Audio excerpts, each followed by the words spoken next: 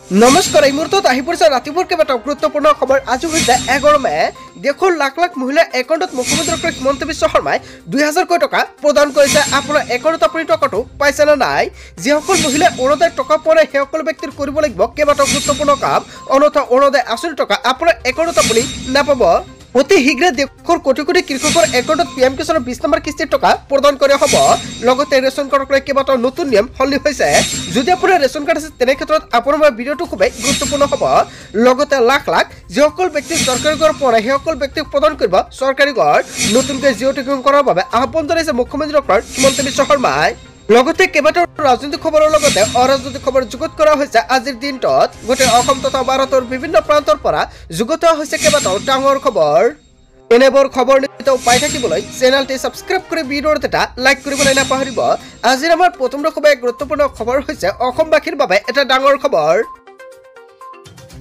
অসমৰ লাখ লাখ লোকে ঘূৰাই দিব লাগিব ৰেচন কাৰ্ডৰ অৰুণোদয় আঁচনি। যিসকল ব্যক্তিয়ে যোৱাকালি অৰুণোদয় আঁচনিৰ টকা পোৱা নাই সেইসকল মহিলাৰ বাবে অৱশেষত ভাল খবৰ দিলে মুখ্যমন্ত্ৰী ডক্টৰ হিমন্ত বিশ্ব শৰ্মাই। কি কাম কৰিলে আপোনাৰ একাউণ্টত আপুনি অৰুণোদয় আঁচনিৰ টকা লাভ কৰিব সবিস্তাৰে জানিব পাৰিব ভিডিঅ'টোৰ জৰিয়তে।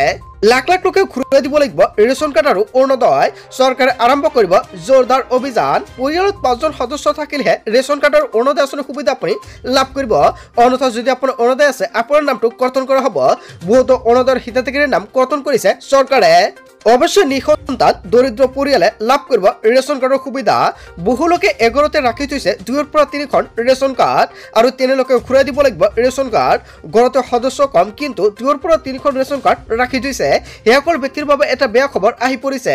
অৰুণোদয় আঁচনিৰ বাবে বহু লোকে ৰেচন কাৰ্ডক লৈ সংঘটিত কৰিছে দুৰ্নীতি।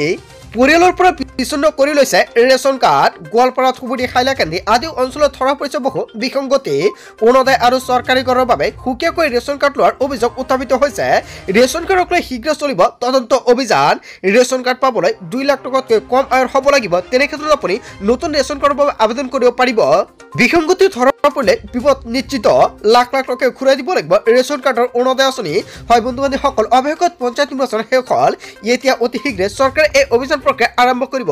ইয়াক লৈ মুখ্যমন্ত্ৰী ডক্টৰ হিমন্ত বিশ্ব শৰ্মাই হুংকাৰ প্ৰদান কৰিছে জনতাক। তাৰ পিছত অসমবাসী ৰাজক জনাইছে আমাৰ পৰৱৰ্তী খুবেই গুৰুত্বপূৰ্ণ খবৰ। লগতে ডাঙৰ খবৰ, প্ৰধানমন্ত্ৰী গ্ৰামীণ আৱাস যোজনাৰ ঘৰ নোপোৱাসকলৰ বাবে এটা ডাঙৰ খবৰ আহি পৰিছে। শীঘ্ৰে সকলো হিতাধিকাৰীয়ে লাভ কৰিব এই আৱাস যোজনাৰ চৰকাৰী ঘৰ। তালিকাত নাম থকাৰ পিছতো আপুনি ঘৰ লাভ কৰা নাই নেকি?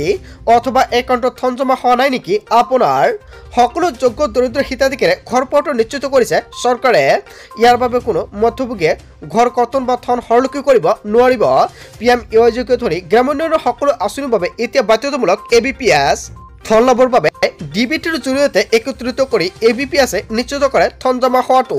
ইয়াৰ বাবে হিতাধিকাৰীসকলে বেংক একাউণ্টৰ সৈতে এক্টিভ কৰিব লাগিব ABPS। একাউণ্টৰ সৈতে আধাৰ কাৰ্ড সংযোগ কৰাটো বাধ্যতামূলক। বেংকত গৈ হিতাধিকাৰীয়ে কৰিব পাৰিব এই কাম, অথবা গাঁও পঞ্চায়ত ব্লক অফিচলৈ গৈও এই কাম কৰিব পাৰিব আপুনি। বেংক একাউণ্টৰ সৈতে PN আধাৰ লগতে ABPS সক্ষম হৈ থাকিলে লাভ কৰিব চৰকাৰী ঘৰ। অসমত নাথাকিব কেঁচা ঘৰ। যিসকল ব্যক্তি এতিয়ালৈকে চৰকাৰী ঘৰৰ বাবে জিঅ' টেকিং কৰে অতি শীঘ্ৰে কৰাই ৰাখক, কিয়নো যোৱাকালিৰ পৰা চৰকাৰে নতুনকৈ পৰ্টেল মুকলি কৰিছে। এতিয়া পুৰি চৰকাৰী ঘৰৰ বাবে জিঅ' টেকিং কৰক। আপুনি ঘৰতে বহি অনলাইনৰ মাধ্যমতে কৰিব পাৰিব। কি নথি পত্ৰ থাকিলে চৰকাৰী ঘৰৰ বাবে আপুনি জিঅ' টেকিং কৰিব পাৰিব? আধাৰ কাৰ্ড, জব কাৰ্ড লগতে বেংক একাউণ্ট থাকিলে চৰকাৰী ঘৰৰ বাবে কৰিব পাৰিব জিঅ' টেকিং। যিসকল ব্যক্তিয়ে চৰকাৰী ঘৰ পোৱা নাই সেইসকল ব্যক্তিয়ে নিশ্চয় কমেণ্ট কৰি জনাই দিয়ক। লগতে যিসকল ব্যক্তিৰ চৰকাৰী ঘৰৰ তালিকাত নাম আহিছে, যদি আপোনাৰ একাউণ্টত আপুনি টকাটো পোৱা নাই তেনে ক্ষেত্ৰত নিশ্চয় কমেণ্ট কৰি জনাবলৈ নাপাহৰিব। আপোনালোকক সম্পূৰ্ণকৈ সহায় কৰা হ'ব। কি কৰিলে আপোনাৰ একাউণ্টত চৰকাৰে পোনপটীয়াকৈ চৰকাৰী ঘৰৰ টকা সোমাই দিব? যিসকল ব্যক্তিয়ে চৰকাৰী ঘৰৰ প্ৰথম কিস্তি পাইছে দ্বিতীয় কিস্তি পোৱা নাই নেকি? যদি আপুনি চৰকাৰী ঘৰৰ দ্বিতীয় কিস্তি পাইছে তৃতীয় কিস্তি পোৱা নাই নেকি?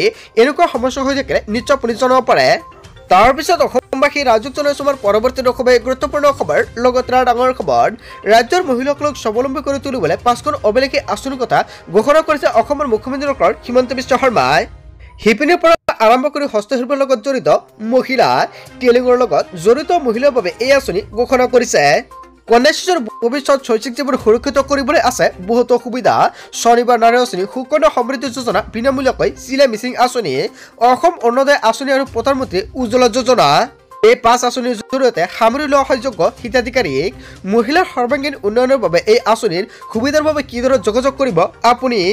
হস্ততাঁত শিল্পীৰ জড়িত মহিলাসকলে লাভ কৰিব স্বনিৰ্ভৰ নাৰী আঁচনিৰ সুবিধা তাঁতশালত উৎপাদিত সামগ্ৰী বিক্ৰীৰ সুবিধা কৰি দিব এই আঁচনিয়ে 10 বছৰৰ তলৰ কন্যা শিশুৰ বাবে সুকন্যা সমৃদ্ধি যোজনা আৰম্ভ কৰিছে চৰকাৰে কন্যা শিশুৰ অভিভাৱকৰ ডাকঘৰত জমা কৰিব লাগিব বছৰি 250 টকাৰ পৰা 1,50,000 টকা পৰ্যন্ত কন্যাৰ 21 বছৰ সম্পূৰ্ণ হলে 8% পৰ্যন্ত সুদৰ সৈতে উভতাই পাব জমা ধন 20 বছৰৰ পৰা 40 বছৰৰ ভিতৰৰ মহিলাৰ বাবে বিনামূলীয়াকৈ চিলাই মেচিন আঁচনি ঘোষণা কৰিছে চৰকাৰে কেন্দ্ৰীয় চৰকাৰে মহিলাসকলক আত্মসংস্থাপনৰ বাবে প্ৰদান কৰি আহিছে বিনামূলীয়াকৈ চিলাই মেচিন দৰিদ্ৰ আৰু অসহায় মহিলাৰ বাবে অসম অৰুণোদয় আঁচনিৰ কথা ঘোষণা কৰিছে মুখ্যমন্ত্ৰীগৰাকীয়ে যিসকল মহিলাৰ নাম অৰুণোদয় আঁচনিত নামটো অন্তৰ্ভুক্ত হৈ আছিল সেইসকলৰ একাউণ্টত যোৱাকালি মুখ্যমন্ত্ৰী ডক্টৰ হিমন্ত বিশ্ব শৰ্মাই 1250 টকাকৈ প্ৰদান কৰিছে আপোনাৰ একাউণ্টত আপুনি এই টকা লাভ কৰিছে নে নাই নিশ্চয় কমেণ্ট কৰি জনাব যদি আপোনাৰ একাউণ্টত আপুনি টকা পোৱা নাই তেনেক্ষেত্ৰত আপুনি কি কৰিব অতি শীঘ্ৰে আপুনি বেংকত যাওক প্ৰথমতে চেক কৰক আপোনাৰ একাউণ্ট যদি আপোনাৰ একাউণ্টত টকাটো সোমোৱা নাই তেনে ক্ষেত্ৰত বেংক একাউণ্টৰ লগত আধাৰ কাৰ্ড লিংক কৰক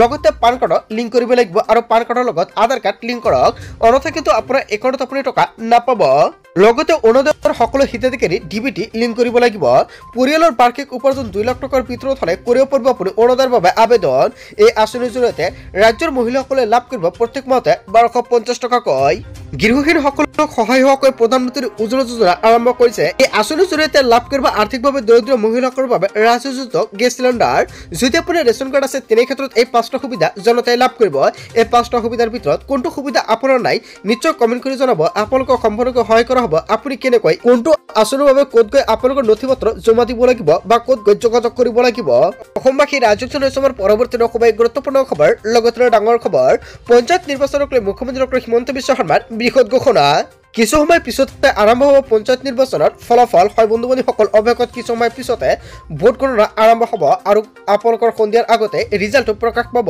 পঞ্চায়ত নিৰ্বাচনৰ ফলাফলক লৈ মুখ্যমন্ত্ৰী ডক্টৰ হিমন্ত বিশ্ব শৰ্মাৰ বৃহৎ ঘোষণা কৰিছে পঞ্চায়ত নিৰ্বাচনৰ বিজয় উৎসৱ পালন নকৰিবলৈ আহ্বান জনাইছে মুখ্যমন্ত্ৰী ডক্টৰ হিমন্ত বিশ্ব শৰ্মাই আৰু সকলো দলীয় কৰ্মীক আহ্বান জনোৱা হৈছে পঞ্চায়ত নিৰ্বাচনৰ ফলাফল ঘোষণাৰ স্থানলৈ মন্ত্ৰী বিধায়কক নাযাবলৈ আহ্বান জনোৱা হৈছে ফলাফলৰ সময়ত জিন্দাবাদ ধ্বনি নিদিয়াৰ আহ্বান জনাইছে সকলো দেশৰ পৰিস্থিতিৰ প্ৰতি লক্ষ্য ৰাখি প্ৰতিগৰাকী বিজেপি কৰ্মীলৈ এই আহ্বান জনাইছে আন দলে কি কৰে সেয়া গুৰুত্ব নিদি প্ৰতিগৰাকী কৰ্মীক এই আহ্বান মানিবলৈ আহ্বান জনাইছে মুখ্যমন্ত্ৰীগৰাকী যিসমূহ অঞ্চলত বিজেপি বিজয় সাব্যস্ত কৰে সেইসমূহ অঞ্চলৰ বাবে এই বিশেষ আহ্বান জনোৱা হৈছে ভাৰতীয় সেনাৰ প্ৰতি সন্মান জনাই এই নিৰ্দেশনা মানি চলিবলৈ আহ্বান জনাইছে মুখ্যমন্ত্ৰী ডক্টৰ হিমন্ত বিশ্ব শৰ্মাই দলীয় কৰ্মীক পঞ্চায়ত নিৰ্বাচনৰ ফলাফলক লৈ বৃহৎ ঘোষণা কৰিছে মুখ্যমন্ত্ৰী ডক্টৰ হিমন্ত বিশ্ব শৰ্মাই হয় বন্ধু-বান্ধৱীসকল আজিৰ ভিডিঅ'টো সকলোৱে বেছিকৈ শ্বেয়াৰ কৰি দিব লগতে মুখ্যমন্ত্ৰী ডক্টৰ হিমন্ত বিশ্ব শৰ্মাৰ কথাটো সকলোৱে মানি চলিব বাকী ৰাজ্যখনৰ সময়ৰ পৰৱৰ্তী খুবেই গুৰুত্বপূৰ্ণ খবৰ লগতে ডাঙৰ খবৰ পাকিস্তানৰ আক্ৰমণৰ সময়ত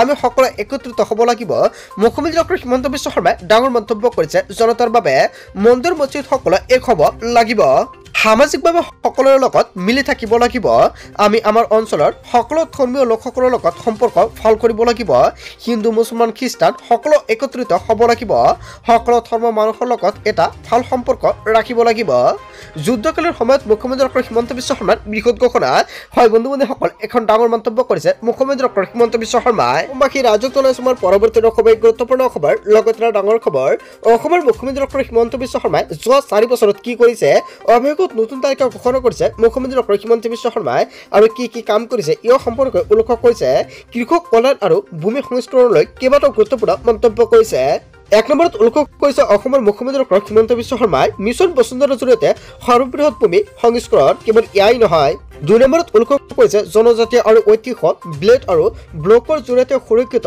খিলঞ্জীয়া ভূমি আৰু 3 নম্বৰত উল্লেখ কৰিছে ৰাজ্যজুৰি সক্ৰিয় উচ্ছেদ অভিযানৰ জৰিয়তে ভূমি বেদখলকৰণ কেৱল ইয়াই নহয় বেদখল মুক্তকৰণ বুলি মন্তব্য কৰিছে মুখ্যমন্ত্ৰীগৰাকীয়ে 2019 চনৰ পৰা 18.87 লাখ কৃষক প্ৰধানমন্ত্ৰী কিষাণ সন্মান নিধিৰ অধীনত 6,684 কোটি টকা বিতৰণ কৰিছে কেৱল ইয়াই নহয় প্ৰধানমন্ত্ৰী ফসল বীমা যোজনাৰ অধীনত 544.65 কোটি টকা মূল্যৰ বীমা নিষ্পত্তিৰ দাবী পৰিশোধ আৰু খাৰিপৰ বাবে 2024 পৰা আবেদনত 83% লৈকে বৃদ্ধি কৰিছে কেৱল ইয়াই নহয় বহুতো উল্লেখ কৰিছে মুখ্যমন্ত্ৰী ডক্টৰ হিমন্ত বিশ্ব শৰ্মাই আপোনালোকে নিশ্চয় তালিকাত চাই লওক আপোনালোকে এইকেইটা সুবিধা পাইছে নে নাই যদি আপুনি পাইছে নিশ্চয় কমেণ্ট কৰি জনাব ইয়াৰ মুখ্যমন্ত্ৰী ডক্টৰ হিমন্ত বিশ্ব শৰ্মাই মন্তব্য কৰিছে 4 বছৰত এইকেইটা কাম কৰিছে যদি এইকেইটা সুবিধাৰ ভিতৰত আপুনি কোনটো পাইছে নিশ্চয় কমেণ্ট কৰি জনাই দিব।